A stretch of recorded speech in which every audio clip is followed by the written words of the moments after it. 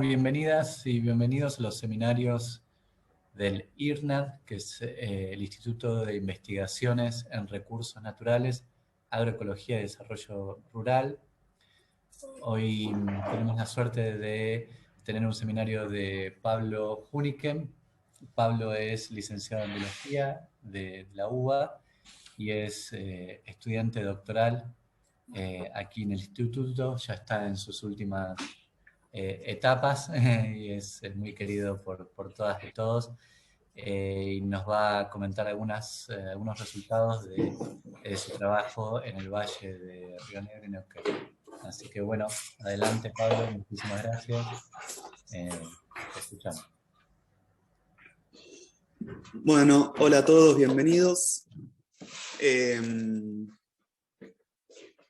Aviso que no tengo video, a lo que está es una foto mía que me saqué esta mañana, así que pueden minimizarla porque no esperen que eso se mueva. Bueno, el título que le puse a este seminario, que no es quizás el más feliz de todos, es bastante largo,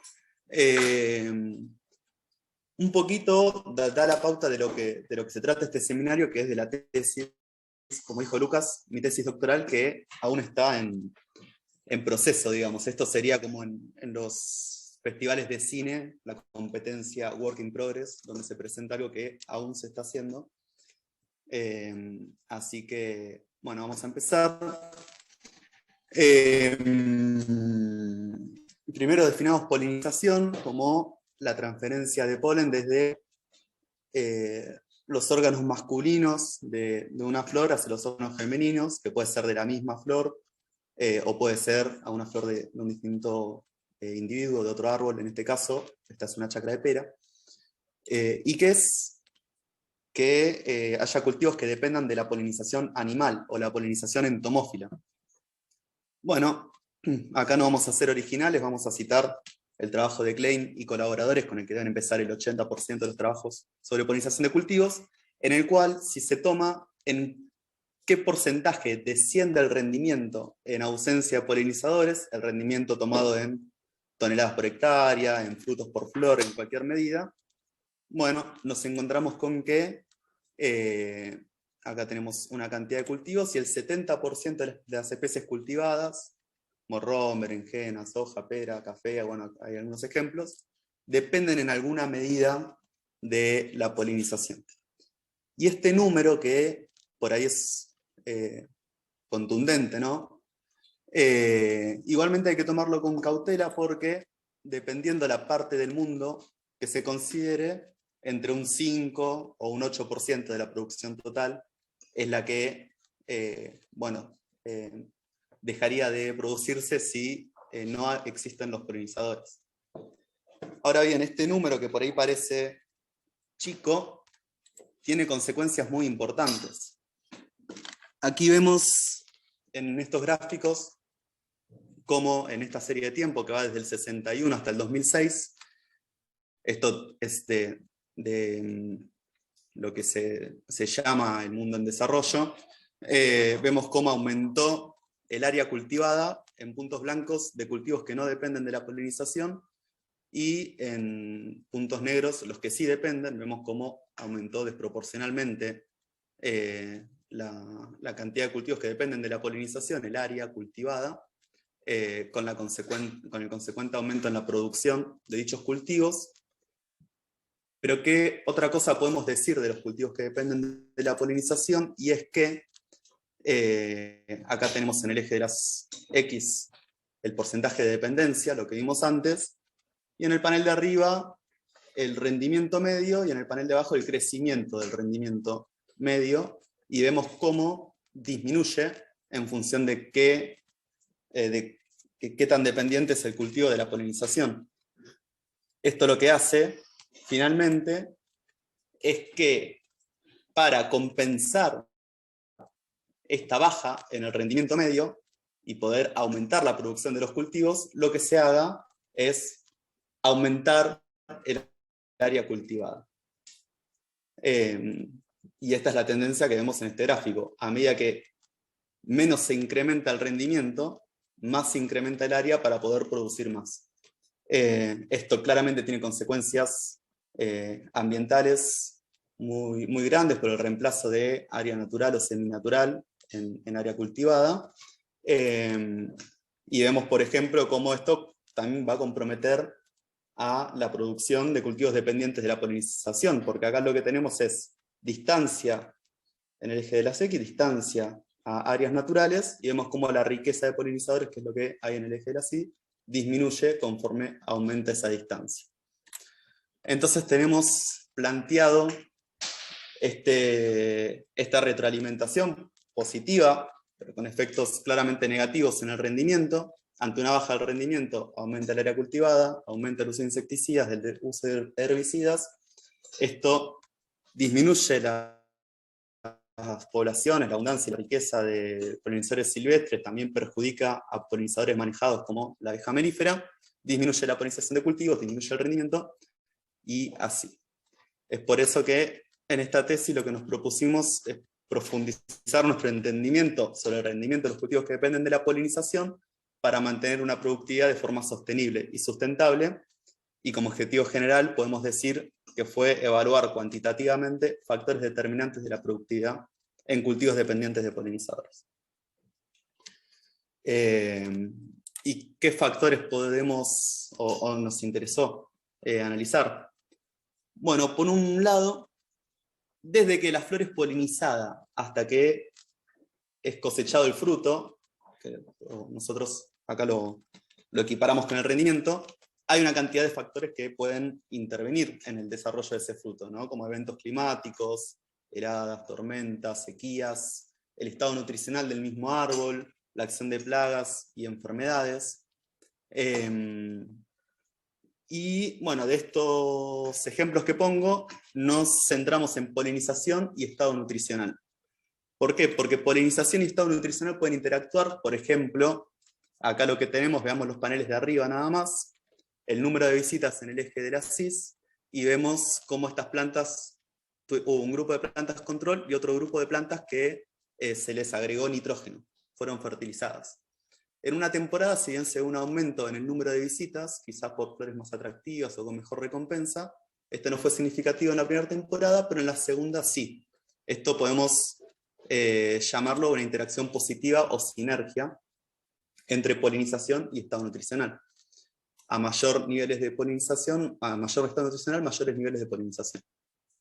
Pero también está el caso en el que no hay una interacción. Acá lo que tenemos es, en el eje de las X, la tasa de visitas, en el eje de las Y, el peso de las semillas, que es otro indicador bueno de calidad, y estas líneas paralelas que se ven son plantas bien nutridas la línea gruesa y mal nutridas la línea fina, o control de nutrición, no recuerdo. Pero vemos cómo las líneas son paralelas a lo largo de todo el rango de el gradiente de la tasa de visitas. Es decir, que no interactúan entre sí, sino que el efecto es aditivo. Más o menos tiene el mismo efecto el estado nutricional de estas plantas, ya sea a bajos niveles de visitas que a altos niveles de visitas. Y también puede existir el caso opuesto a la interacción positiva, en el cual acá tenemos sin fertilización y con fertilización, nuevamente el rendimiento es la respuesta, y los puntos en blanco son flores que se excluyeron de la polinización, y los puntos en negro flores de polinización abierta. Y vemos cómo el efecto, cuando no está fertilizado, es muy grande, el efecto de la polinización, y ese efecto disminuye, es menor, en estas plantas, no recuerdo cuál eran, cuando están fertilizadas. Esto es, podríamos decir, una interacción negativa o redundancia. Ahora bien, ¿qué es lo que vemos acá? Vemos, salvo en este caso donde se vio tasa de visitas, siempre se suelen evaluar niveles contrastantes de fertilización y de polinización aquí, niveles contrastantes de fertilización acá, niveles contrastantes de fertilización, y lo que se espera no es que la respuesta varíe en función, a lo largo de un gradiente, de manera distinta, ya sea, por ejemplo, en el estado nutricional, si consideramos nitrógeno en hojas, o en polinización, si en lugar de considerar tratamiento abierto y cerrado, consideramos frecuencia de visitas. Entonces nos pareció importante evaluar cómo interactuaban estos dos factores en función de estos gradientes, y así tenemos el primer objetivo de esta tesis, que fue lo que acabo de decir, evaluar la interacción a lo largo de gradientes entre ambos factores, entre el estado nutricional y la polinización sobre la producción y la calidad del cultivo. Volviendo a esta imagen que vimos antes, de cómo en función de que aumentaba la dependencia, disminuye el rendimiento medio y el crecimiento del rendimiento, hay otro patrón que se puede ver con la dependencia de la polinización, que es cómo aumenta la variación del rendimiento. CB es coeficiente de variación del rendimiento, que es una medida que ya vamos a desarrollar, pero piénsenlo como variación. ¿Qué tan variable es? A niveles más altos es más variable. Y vemos cómo, a medida que los cultivos son más dependientes de la polinización, es más variable el rendimiento, es más variable el crecimiento del rendimiento también. ¿Y por qué sucede esto? Bueno, acá tenemos un estudio en café en el cual se ve que cuando disminuye la proporción a valores más bajos de la proporción de hábitat natural, aumenta el coeficiente de variación del polen que se depositó en las flores de café. Este es otro estudio en café donde es similar lo que se ve, pero en función de riqueza de polinizadores. En el panel de arriba, distancia al bosque, aumenta la variación, el coeficiente de variación de la riqueza de polinizadores, y cuando aumenta el coeficiente de variación de la riqueza de polinizadores, aumenta el coeficiente de variación del fruit set, que es la razón fruto-flor. Fruit set, cuajado de frutos en español. Y bueno, finalmente llegamos a este trabajo donde se tomaron una cantidad de cultivos más grande y se ve lo mismo, que hay a mayor distancia de hábitat natural, la media de la riqueza de visitantes florales disminuye, aumenta el coeficiente de variación espacial y aumenta el coeficiente de variación temporal.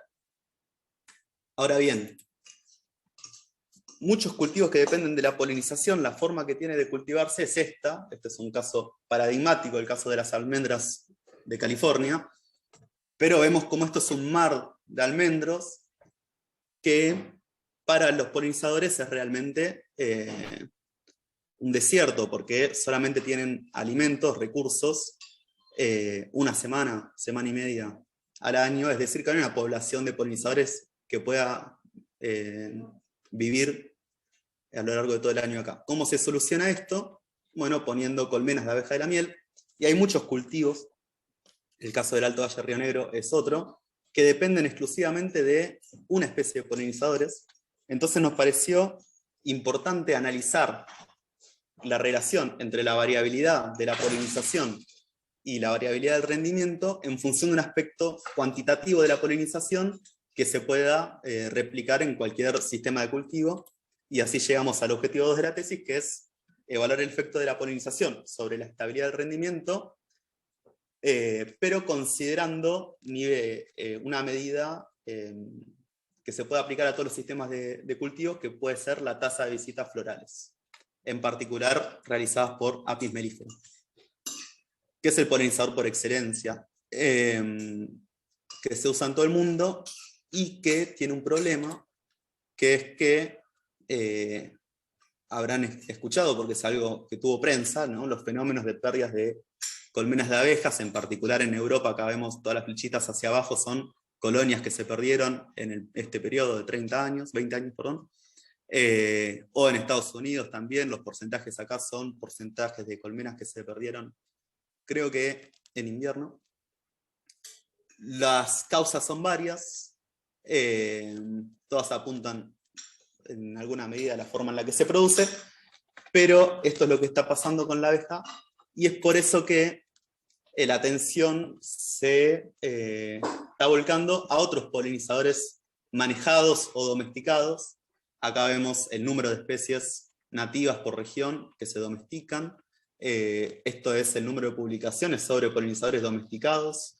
Vemos cómo ha aumentado a lo largo del tiempo. Y esto es interesante porque la polinización mejora cuando aumenta el número de especies. Puede ser por varios motivos, puede ser porque este polinizador sea más eficiente para polinizar estas flores que la abeja de la miel, puede ser porque se complementen, entonces en días fríos, cuando la abeja de la miel no saldría a forrajear, este sí lo hace. Puede ser que interactúen y cambie el comportamiento de uno cuando está el otro, se mueva más entre flores y eso mejora la polinización. Entonces, esta es otra cosa que quisimos evaluar, el uso de polinizadores domesticados alternativos a la abeja sobre la productividad de los cultivos y cómo interactúan entre sí. Y esta es la estructura de la tesis. Nuestro sistema de estudio fue el Alto Valle de Río Negro, y Neuquén, trabajamos en 8 chacras que están en la provincia de Neuquén, cercanas a la localidad de San Patricio del Chañar, en 8 chacras de manzana, que están en este mapa representadas con los círculos, y en 7 o 6 chacras de pera, dependiendo del objetivo, que acá tenemos 1, 2, 3, 4, 5, 6, y la séptima está acá, que falta el triángulo. Tanto la pera como la manzana son cultivos que dependen de la polinización, en gran medida, según las categorías de Klein, eran 5, la anteúltima era grande, que es que la producción disminuye entre un 40 y un 90%. Acá tenemos las características de las flores de pera y manzana. En el volumen de néctar, la manzana tiene mucho más volumen que la pera, y en la concentración de azúcar también la manzana tiene mucha más concentración de azúcar, el néctar de la manzana que de la pera. Bueno, objetivo 1, interacción entre polinización y estado nutricional. Esto lo publicamos el año pasado en Neotropical Entomology. Trabajamos en 8 chacras de manzana y 7 de pera, o 6, depende del año, en 10 árboles. Lo que hicimos fue excluir esta cantidad de flores, tratamiento de exclusión, marcamos flores que llamamos tratamiento abierto, también estimamos la frecuencia de visitas, un número de observaciones durante 10 minutos. El estado nutricional lo estimamos mediante mediciones de SPAD, que es este aparatito, que te da una idea del vigor de la planta, mide absorbancia, en un par de longitudes de onda, y hay trabajos que hicieron la calibración para asociarlo con la concentración de nitrógeno que tenían las hojas de la manzana y de la pera en particular. Estimamos el rendimiento según la razón fruto-flor, que de ahora en más le vamos a decir fruitset, antes del raleo, que es un raleo químico en la manzana y la pera ralea natural, y también a la hora de cosecharlos. Y cuando los cosechamos estimamos la calidad de las frutas según su tamaño y la concentración de azúcar. Acá tenemos una chacra de pera, con las exclusiones, una parte de las exclusiones montadas en los árboles. Y para analizar los datos estimamos modelos lineales mixtos, como variables respuestas, las que les comenté, y para las variables predictoras hicimos 2 sets de modelos. Por un lado el tratamiento de exclusión, el número de SPAD, y el año, y como variables de efecto aleatorio la chacra y el árbol dentro de la chacra. Y también tomamos la frecuencia de visitas, el SPAD y el año. Seleccionamos los modelos mínimos por menor A y C, usando inferencia multimodal. Bueno, ¿qué encontramos?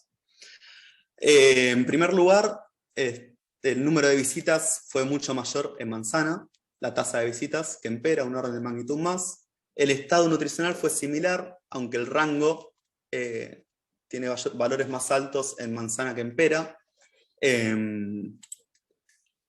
Respecto al tratamiento de exclusión, acá lo que tenemos es fruitset para ambas temporadas, en manzana arriba, en pera abajo, y el estado nutricional, si bien el valor de SPAD es cuantitativo, porque era lo que queríamos, analizarlo cuantitativamente, lo analizamos cuantitativamente, pero para que se vea mejor en los gráficos, estandarizamos los valores según la mediana del árbol, en bajo, low y alto. Lo que vemos acá es que la exclusión disminuye totalmente el fruitset de manzana, a la mitad en peras. El nivel de SPAD tuvo un efecto mínimo. En el caso de la manzana, este es el coeficiente estimado, realmente muy bajo, mientras que en pera directamente no permaneció en el modelo mínimo, y la frecuencia de visitas en nuestras temporadas no afectó al fruitset, a diferencia de otros estudios en la zona, como los que cito acá. Respecto a la calidad, en el caso de la pera, también hicimos modelos con la exclusión, donde vemos que la exclusión disminuye todos los indicadores de calidad, el nivel de SPAD nuevamente fue un efecto mínimo. Este es el porcentaje en lo que disminuye, por ejemplo, el peso 10% menos, 5% menos, altura, diámetro, en función de la exclusión en pera. En manzana no pudimos correr los modelos, no pudimos ver el efecto de la exclusión porque no tuvimos frutos. Pero analizando la tasa de visitas, vemos cómo a mayor tasa de visitas, mayor peso, usamos el peso acá porque es representativo, pero aumentado, todas las variables de calidad aumentaron con la polinización. Bueno, un poco de discusión y conclusiones. Tenemos que el FreeSet fue influenciado por las exclusiones, no por la frecuencia de visitas. Esto indicaría que el nivel de visitas recibido es óptimo, al menos para el caso de manzana esto es así, lo vamos a ver de vuelta más adelante. El efecto de la polinización permanece a pesar del raleo químico. Esto es algo importante porque se suele aplicar raleo en manzana para eliminar los frutos de menor tamaño. Y es por esto también que se suele pensar que, bueno, la polinización no va a afectar la calidad de la manzana porque los frutos de menor tamaño los elimina. Y sin embargo, a pesar del raleo, los frutos que cosechamos estaban influenciados por la tasa de visitas. Entonces vemos cómo la polinización fue un factor fundamental que afecta el rendimiento, tanto en cantidad como en calidad, y que fue más determinante que el estado nutricional para el rendimiento de ambos cultivos.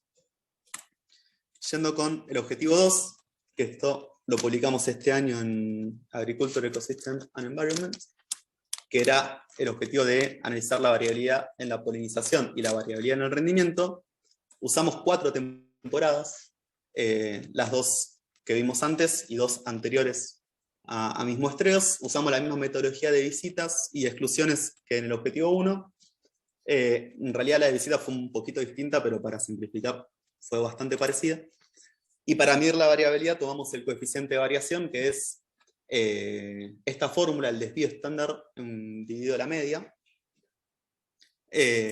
Tomamos la variabilidad espacial, que es la variación entre árboles dentro de una chacra, y la variabilidad temporal, como la variación entre años dentro de una chacra, las dos medidas dentro de una chacra, y la calculamos tanto para el FreeSet como para la tasa de visitas. Las predicciones que tenemos son las siguientes. Acá lo que tenemos en el eje de las X es la media del recurso, la media de la tasa de visitas. Esperamos que a mayor tasa de visitas, mayor rendimiento, mayor FreeSet, y a mayor tasa de visitas disminuya el coeficiente de variación del FreeSet, y a mayor variación de tasa de visitas disminuya la media del rendimiento, y a mayor variación de tasa de visitas aumente la variación del rendimiento. Para el análisis estadístico hicimos modelos lineales y lineales mixtos. Acá pongo las variables de respuesta, media de FreeSet y coeficiente de variación del FreeSet, tanto modelos espaciales como modelos temporales. Y un modelo para el tratamiento de exclusión, uno para la media de tasa de visitas, uno para el coeficiente de variación de tasa de visitas. En los modelos espaciales incluimos interacción con la temporada, y cuando correspondió incluimos como efecto aleatorio la identidad de la chacra, que esto fue en todos los modelos menos los temporales de tasa de visitas. O sea que en total tenemos 4 por 3, 12 modelos por cultivo, son 24 modelos en total, pero se ven fácil. Primero, el efecto de la exclusión sobre el FreeSet. En pera volvemos a ver un 50% menos de frutos en las flores excluidas, tanto en los modelos espaciales como en los temporales. Arriba es espacial, porque está la temporada, y abajo es temporal. Pera y manzana. Y en manzana vemos en los modelos espaciales un 71% menos y un 92% menos en los modelos temporales de FreeSet medio. Con la variación del FreeSet y la exclusión, ¿qué es lo que vemos? Vemos un aumento. Estas son, me faltó decir, estas son flores abiertas y estas son flores excluidas, las grises. Vemos un aumento en el coeficiente de variación del FreeSet. En la pera, entre el 155% y el 496% de incremento, depende de la temporada, y a nivel temporal un 197% de aumento. Mientras que en la manzana el incremento fue mayor, el 248% y 495% en los modelos espaciales, y un 329% en los temporales. Respecto a las visitas, vamos de atrás para adelante, la variación del rendimiento del FreeSet en función de la variación de la tasa de visitas, vemos que fue estadísticamente significativa en los modelos espaciales y temporales de la pera, mientras que en la manzana no. Respecto a la media del FreeSet en función de la variación de la tasa de visitas, esperábamos un efecto descendente. No vimos un efecto estadísticamente significativo en ningún cultivo, aunque se pueden ver patrones, en particular en los temporales, aunque hay puntos que son extraordinarios. En función del efecto medio de la tasa de visitas sobre el coeficiente de variación del FreeSet, vemos en la pera un efecto estadísticamente significativo en el modelo temporal, y en la manzana, en el espacial, aunque contrario a nuestras predicciones. Y media de FreeSet en función de la media de la tasa de visitas, encontramos efecto estadísticamente significativo solamente en los modelos espaciales de la pera, aunque también se puede llegar a ver cierto patrón en la pera temporal. Respecto al tratamiento de exclusión, lo que podemos decir, para discutir un poco los resultados de este capítulo, es que acá puse los modelos temporales para que recordemos de pera y manzana, cómo disminuía el FreeSet. Lo que sugiere es que cuanto mayor es la contribución de los polinizadores a la producción de frutos, recordemos en pera un descenso del 50%, en manzana un descenso del 92%, mayor es la contribución de la polinización a la estabilidad del cultivo. Porque aquí aumentaba, en pera aumentaba un 197%, mientras que en manzana un 329%. En el caso de los modelos en los que vimos la variación de la tasa de visitas o la media de la tasa de visitas, los resultados fueron distintos según el cultivo. Vemos en pera cómo los efectos fueron congruentes con nuestras predicciones, y no se pueden negar como uno de los principales factores la polinización para modular el rendimiento y la estabilidad el rendimiento y su estabilidad en la pera. Mientras que en la manzana, bueno, no encontramos un efecto. Acá volvemos a pensar que puede ser en la tasa de visitas que recibieron las flores de manzana en este sistema. Fíjense que la tasa de visitas que se estima necesaria para una polinización adecuada es de 0,09 visitas por flor cada 10 minutos, y nuestro primer decil de visitas que registramos ya lo supera, 0,14 visitas por flor. Esto es el 10% que menos, el 10% que menos visitas recibió de las flores de manzana, ya superaba la cantidad de visitas para una polinización óptima. Ahora, ¿por qué el efecto negativo en la variación? Quizás es un exceso en la frecuencia de visitas, que un exceso en frecuencia de visitas puede afectar la producción, aunque no hay estudios que lo analicen particularmente para la variabilidad del rendimiento. Lo que sugieren estos resultados es que los productores deberían adoptar prácticas de manejo que promuevan la estabilidad en la tasa de visitas. Hay estudios que analizaron esto usando colmenas de abejas dispuestas homogéneamente o regularmente en la chacra, en lugar de grupos grandes de colmenas en un solo lugar de la chacra. También es importante monitorear la calidad de las colmenas, porque tiene un efecto directo la calidad de las colmenas sobre el rendimiento. Y como conclusión lo que podemos decir es que se suele invertir mucho en las chacras en fertilización y control de plagas para tener un sistema de cultivo homogéneo como ese campo de almendras de California que vimos. Y sin embargo, los cultivos que dependen de la polinización tienen una gran variabilidad en el rendimiento, y tiene que ver con fluctuaciones y deficiencias en las tasas de visitas. Entonces, de lo que se trata es de intentar promover servicios de polinización que sean suficientes y estables para tener rendimientos que no solamente sean buenos, sino que también sean estables. Respecto al objetivo 3, acá es cuando se va a empezar a ver la parte de work in progress de esta tesis. que es cuando queremos ver el efecto de los polinizadores domesticados alternativos. Esto es algo que está en preparación. El enfoque que tomamos fue una revisión bibliográfica con enfoque de metaanálisis. Para eso revisamos los primeros 200 resultados de Google Scholar para las líneas de búsqueda que ahí se detallan. En total fueron 8 líneas de búsqueda. Estos son otros polinizadores domesticados.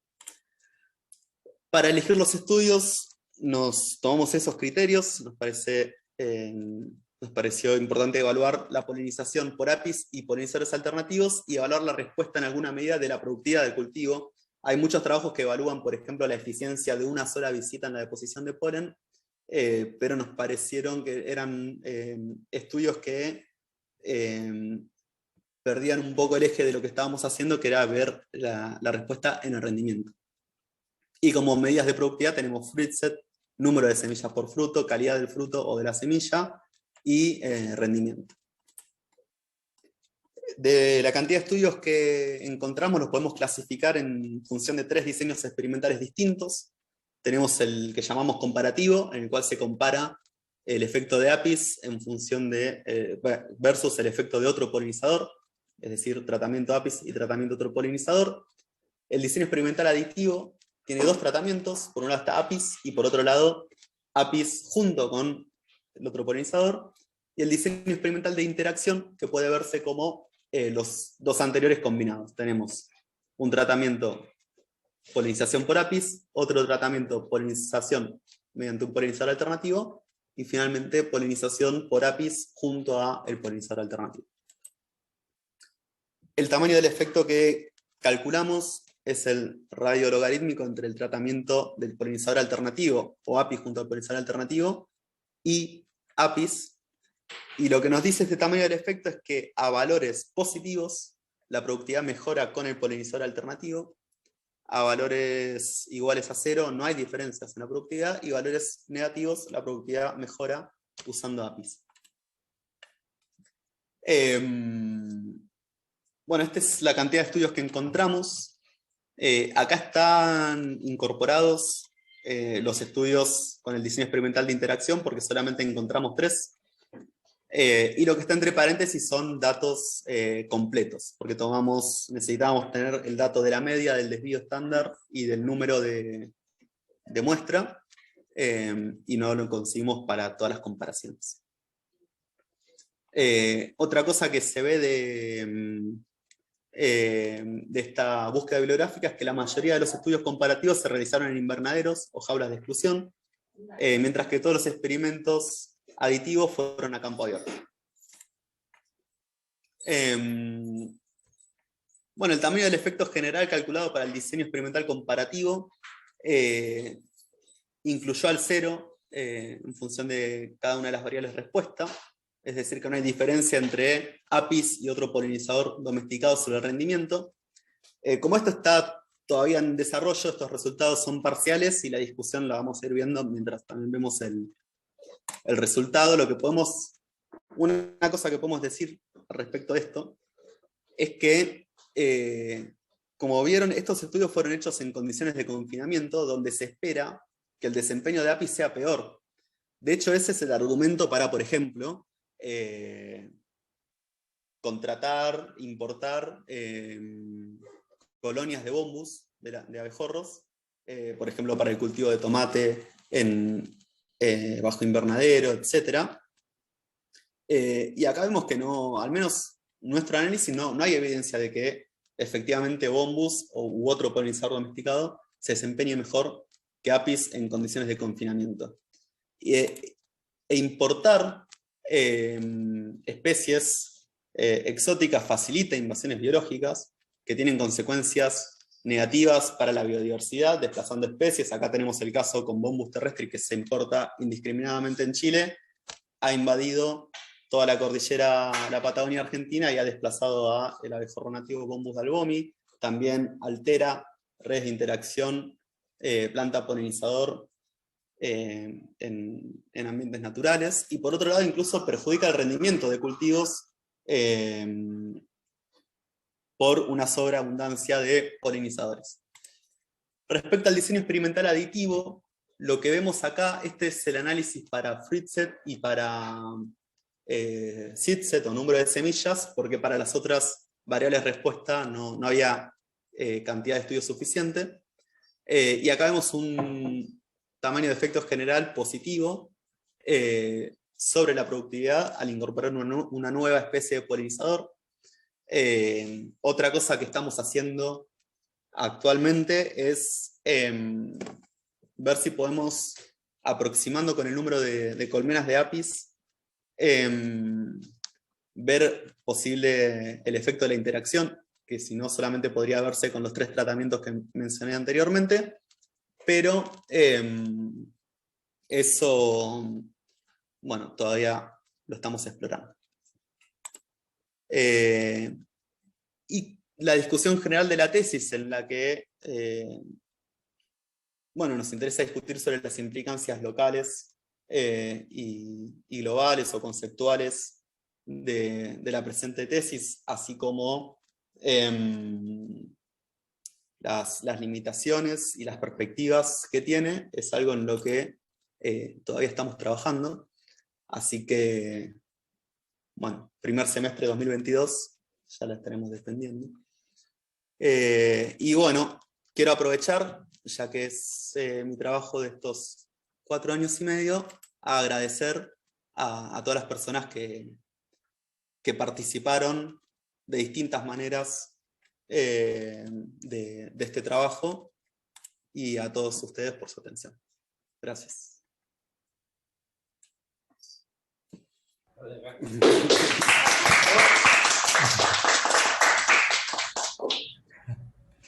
Bueno, Pablo, muchas gracias. Ahí queda el chat abierto a preguntas, así que aquellos que quieran puedan escribir sus preguntas ahí en el chat y Pablo las lee y las contesta.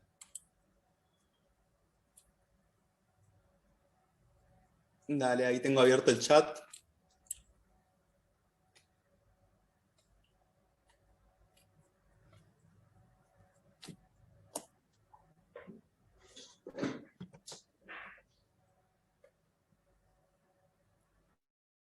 De paso aprovecho para decir que el seminario va a quedar grabado, ahí como les puso Kimi también en el chat, y vamos a tener de acá a un par de días un enlace para que puedan, quizás alguna persona interesada pero que no pudo asistir al seminario, les pueden reenviar el enlace del seminario para que lo...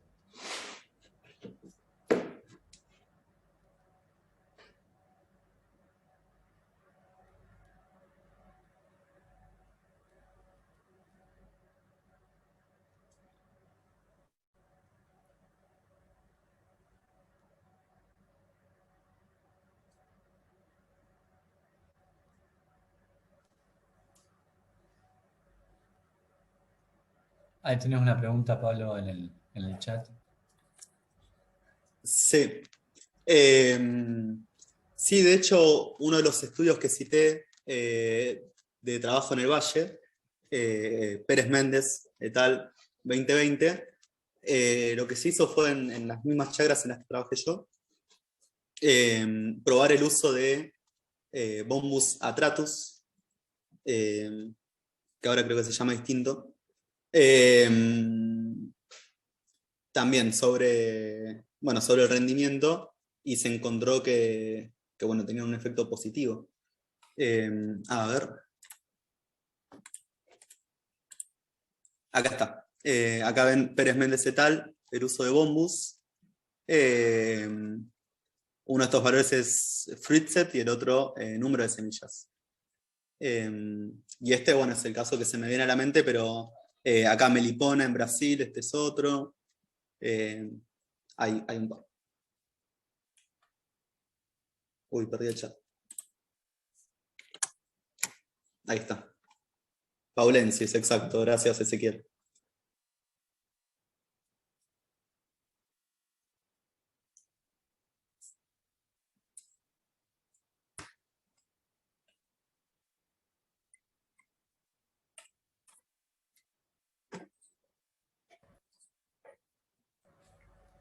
Y desde el punto de vista del manejo agropecuario,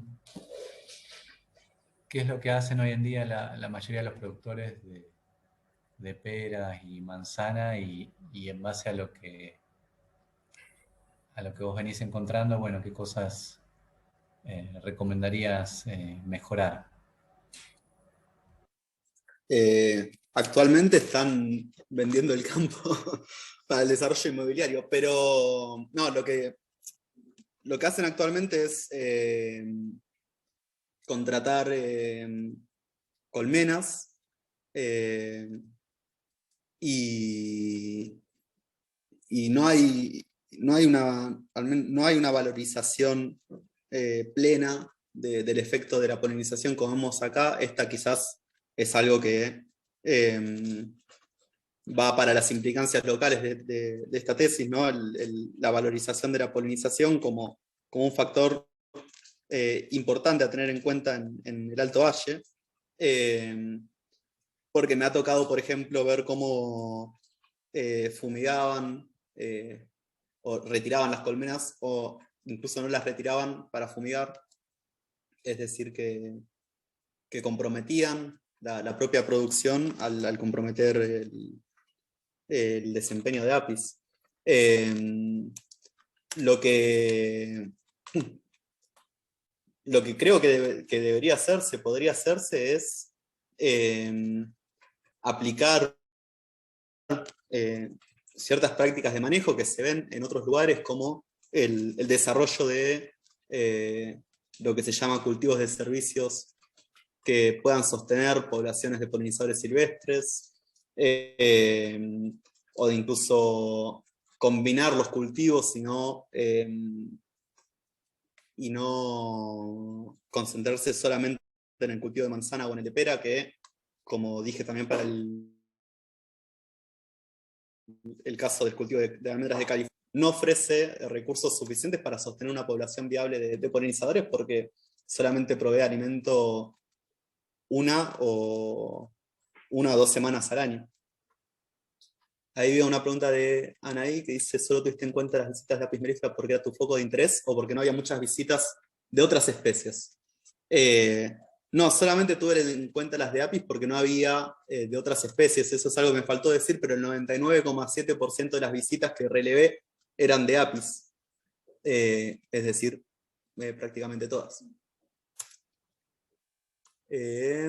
Caro pregunta: ¿pensás que el hecho de que los estudios de tu metaanálisis que evalúan la interacción en sistemas abiertos sean todos hechos a campo, mientras que la comparación APIs versus otro sean todos en sistemas cerrados, puede influenciar en lo que encontraste?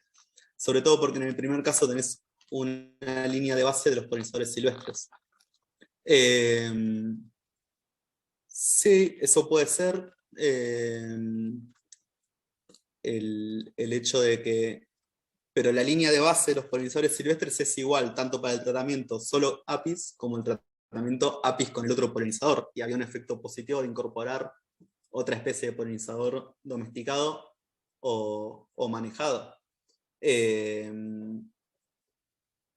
Entonces, ahí el efecto de agregar otro polinizador no se ve influenciado. No pienso que el hecho de que estén en condiciones de invernadero o de encierro haga que no haya diferencia entre las especies de polinizadores necesariamente. Quizás sí, si estuviese el trabajo a campo, podríamos ver que el rendimiento en condiciones de confinamiento es menor que por fuera de ello, aunque no haya un polinizador domesticado, pero no. Eran pocos los estudios que incluían también un tratamiento abierto. La mayoría era cerrado con un polinizador, cerrado con otro, o cerrado sin polinizadores, eso sí había bastante, y el efecto de excluir polinizadores claramente tenía rendimientos menores ese tratamiento, el de exclusión completa, que el tratamiento con alguna especie de polinizador. ¿Te puedo preguntar por acá? Sí. Bueno, ahora espero que se escuche más o menos, soy Camilo. Esto de que no haya polinizadores naturales, o sea que el 99,7% sea de apis mellifera, ¿para vos está más asociado con la fumigación o con la falta de hábitat? Porque si uno generara, por ejemplo, nuestro cultivo de servicios, en las franjas o lo que sea, hábitat para esos polinizadores, pero después fumigan encima, puede ser que no tenga mucho efecto. Y me llama la atención que sea tan bajo, ¿no? Porque si fuera que hay un poco menos de lo que uno espera, bueno, pero que no haya nada, no creo que haya 0% de hábitat natural en las chacras. Obviamente que son manejadas y todo, pero algo hay de sugerido, digamos, ¿no? Sí, pero no, porque me refiero a cuánto hábitat natural o seminatural o sin intervenir ahí en las chacras. Es realmente muy poco, porque además de la fumigación, incluso tratamiento con herbicidas, lo que se hace es arar el campo. La sequía, en los bordes, nada, no queda nada. En algunos bordes puede llegar a haber algo y en otros no. Quiero finalizar esto para ir a las fotos que hay de las chacras. Por ejemplo, en esta imagen podés ver cómo no hay nada. Está pelado. Si todo ese medio entre los árboles tuviera plantas. Tuviera plantas, claro, que hay algunas, como esta, en donde sí podés ver plantas, pero por ahí, ahora, acá cuando saqué la foto había, y a la semana pasaba el tractor y araba, y listo. Y por otro lado, el sistema de riego que tienen inunda completamente el campo. Entonces, la mayoría de los polinizadores silvestres que anidan en el suelo no pueden seguir viviendo. Pienso que se puede, las causas pueden ser varias de por qué no hay polinizadores. Una es el uso de pesticidas, sin lugar a dudas. Otra puede llegar a tener que ver con diferencia de fenológicas, que las flores nativas florezcan más tarde en la temporada que las de la pera y la manzana, que no son cultivos de esta región, ¿no? Vienen de Asia,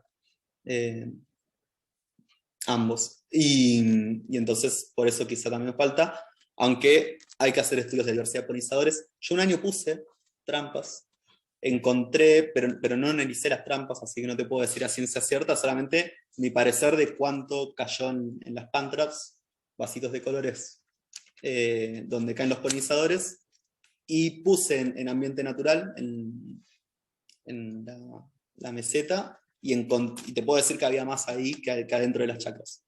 Ahora hay que estudiarlo, bueno, con diseño experimental acorde.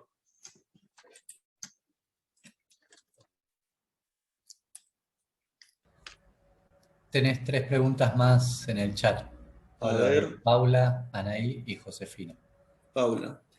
En base a tu experiencia con los productores, ¿crees que las prácticas que utilizan se basan únicamente en una cuestión productiva inmediata por costumbre, por falta de conocimiento de técnicas alternativas o una combinación de ambas? En cualquier caso, ¿cómo te parece que se podría modificar esto desde el punto de vista social o de perspectiva? Digamos. La verdad que no tuve muchas charlas con productores como para poder responder esa pregunta a ciencia cierta. Así que queda pendiente, lo voy a averiguar. Me parece, igualmente, mi impresión es que responde a cómo se maneja, cómo se concibe la agricultura, que se trata de pelar la tierra, nivelarla, poner el cultivo de mi interés y darle al cultivo por medio de subsidios externos lo que necesita. Si necesita fertilización, le doy fertilizante. Si necesita polinización, contrato a abejas. Lo que sí puedo decir es que la polinización, de esto de hablar con encargados, no con dueños de las chacras, con los encargados, la polinización no la ven, por ejemplo en el caso de la pera, no la ven como algo que modifique el cultivo de pera. Dicen, sí, la manzana necesita, pero ya la pera la veo igual, con colmenas o sin colmenas. Eso me han dicho varios encargados. Me parece que cómo se podría modificar esto, y bueno, con la difusión de estos resultados y otros, mediante agencias de extensión y charlas que podría dar la propia universidad. Ani, ¿puede ser que la floración de manzana y pera sea más temprana? Bueno, lo que acabo de decir me parece que sí, que puede llegar a ser eso. Y Josefina, ¿conoces alguna experiencia de siembra y manejo de especies vegetales atractivas de polinizadores en bordes de cultivo? En el valle, no, yo no conozco en el valle. Cultivos de soja y maíz. Pero no entiendo la pregunta, José, si las querés detallar un poco. El maíz no va a atraer a polinizadores porque se poliniza por el viento.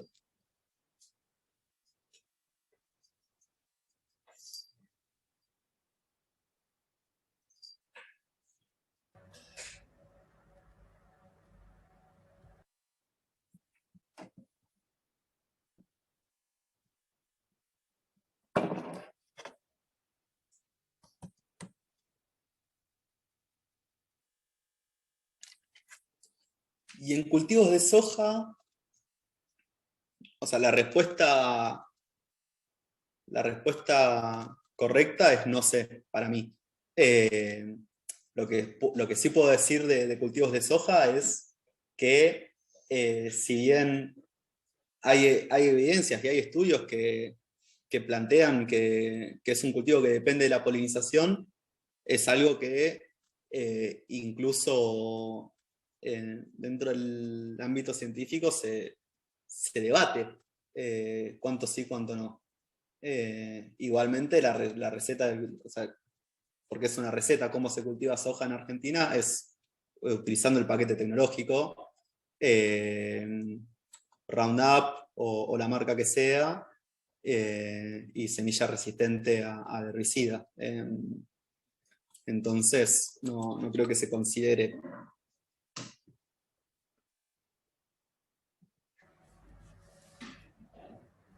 Bueno, Pablo, muchas gracias. Un montón de preguntas. Y bueno, gracias nuevamente. Ahí también cualquier duda que tengan extra nos pueden escribir. Y muchas gracias por asistir. Bueno, gracias a todos.